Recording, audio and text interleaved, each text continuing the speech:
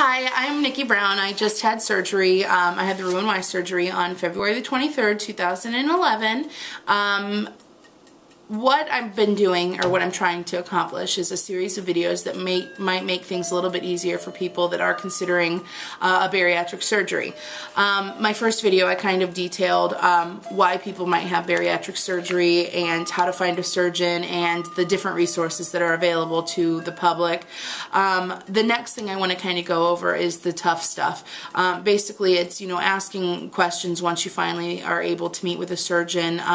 Maybe, talking to your family about your surgery, and finally, making sure that your insurance is going to cover your bariatric surgery. Now, what I did was I called my insurance company and I had an agent go through my insurance paperwork to make sure that I did, or I would be qualified to have the surgery. And basically, what Cigna, my insurance company, recommended is they said that the only way that they would cover bariatric surgery is that a person has a BMI over 40 points, or has at least two comorbidities. Now, a comorbidity is something that is obesity, is a disease that somebody that is relatively obese could have, like hypertension, high blood pressure, sleep apnea. I didn't have any comorbidities going into the whole process, but I did know that I had a BMI over 40. So I knew that that was going to be something that I would be covered. My insurance agreed.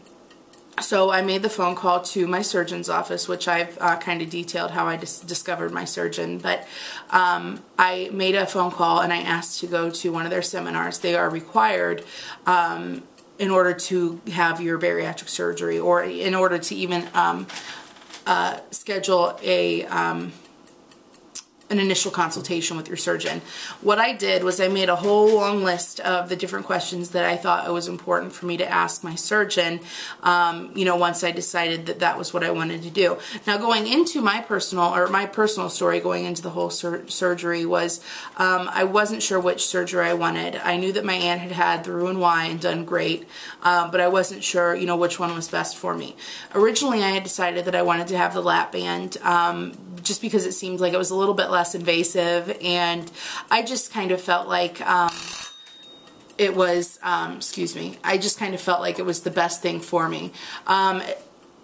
Well, when I had gone to the seminar, I was looking at the different results, what could happen, what your percentage of your excess body weight you would lose, and I decided that the Roux-en-Y was going to be best for me. My surgeon only offered the lap band Roux-en-Y and the vertical sleeve. The Roux-en-Y definitely was kind of the best one for me. So, I met with my surgeon and I told him that I felt like the Roux-en-Y was going to be the best one for me.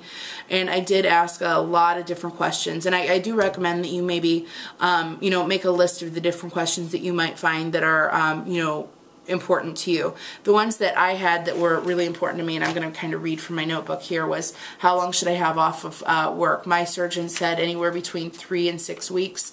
I was very, very fortunate that my doctor gave me a full 6 weeks off of work. How to tell people, my personal issues I'll get into a little bit later, but some people decide that they don't want to tell people at all. Some people want to tell everyone.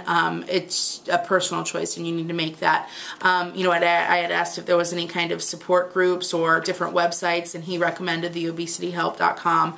My surgeon, they have a monthly bariatric support group. That's not something that I was really interested in, because I have a very difficult time talking with a whole group of strangers. One-on-one, it isn't a big deal, or if it's a smaller group, like less than 5 or 6 people, it's a little bit easier for me. So I knew that that wasn't something I was interested in. I had asked my expected weight loss for each month, each week, each year, all of that. And he basically had directed me again to the Obesity Help website, and I will post a link to that. That there is like a expected weight loss calculator, depending on how much you're planning on losing and how much you were starting out at and your height. So he did direct me to that. I asked about my scarring, and he said that I would have very small incisions, that maybe about 5 or 6 of them. I do have 6 of them. I will post pictures of that one of these days. But there are I think maybe I have 6 incisions total. None of them look real bad. The one that has been most painful, to me at least, is in my lower left side. That's the biggest of all of them. The rest of them are about an inch. This one's maybe 2.5 inches.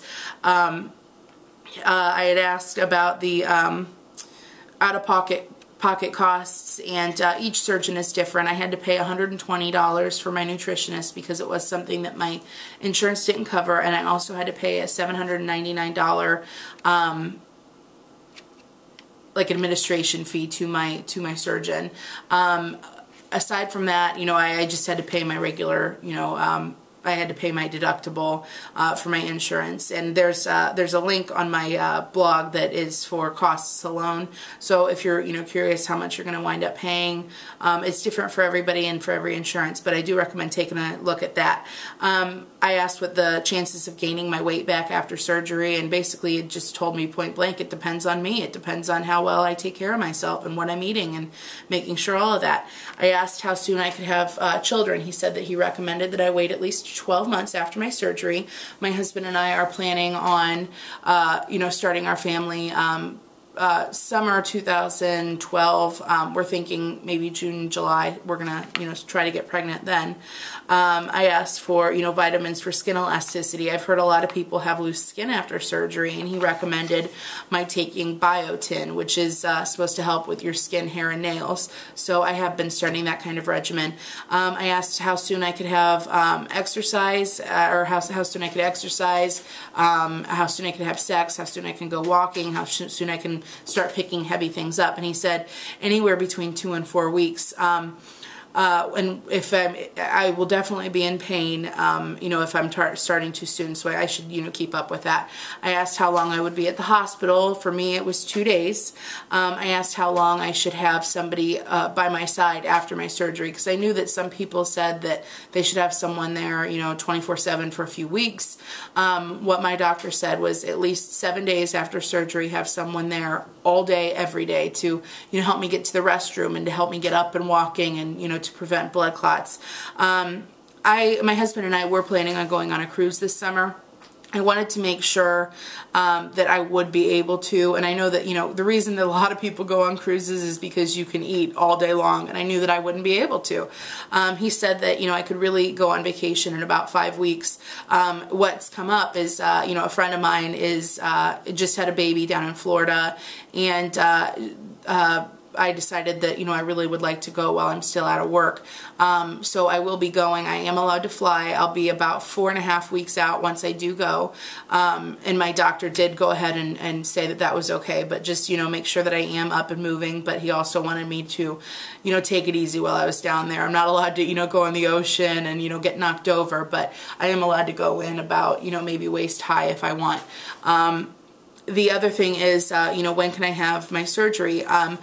My insurance did require a 6-month of diet and exercise, and he told me that the earliest I could have my surgery was in January, and this is in, the end of May when I was talking to him.